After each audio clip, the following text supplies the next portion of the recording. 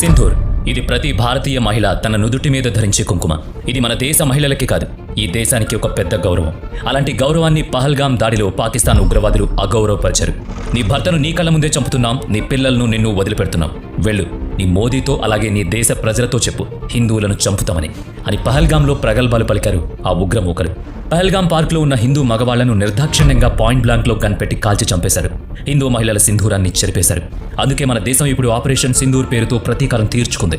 మహిళలకు జరిగిన అన్యాయానికి వ్యతిరేకంగా ఇప్పుడు భారత్ సర్కార్ సింధూర్ పేరుతో సర్జికల్ ఆపరేషన్స్ జరిపి పాకిస్తాన్లో 9 ఉగ్ర స్థావరాలపై ఎయిర్ స్ట్రైక్ చేసింది. ఆ స్థావరాలను పూర్తిగా నాశనం చేసింది. ఖచ్చితమైన సమాచారాన్ని అందుకున్న తర్వాతే ఉగ్ర కార్యకలాపాలు చేస్తున్నారన్న 9 టెర్రరిస్ట్ స్థావరాలను గుర్తించి వాటిపై వైమానిక దాడులు జరిపినట్టు మన భారత ఆర్మీ ప్రకటించింది. మన దేశ మహిళలను అగౌరవపరిచిన వారిని ఎవ్వరినీ విడిచిపెట్టమని చెప్పింది మోదీ సర్కార్. ఆ మాటలకే కట్టుబడి ఉంది. ఆపరేషన్ సింధూర్ పేరుతో పాక్ ఉగ్ర స్థావరాలపై దాడులు జరిపి భారతీయ మహిళల గౌరవాన్ని నిలబెట్టారు. ఇది ప్రతీకారమా లేక పగ తీర్చుకోవడమా లేక అన్యాయానికి న్యాయం చేయడమా? ప్రశ్న ఏదైనా సమాధానం ఒకటే.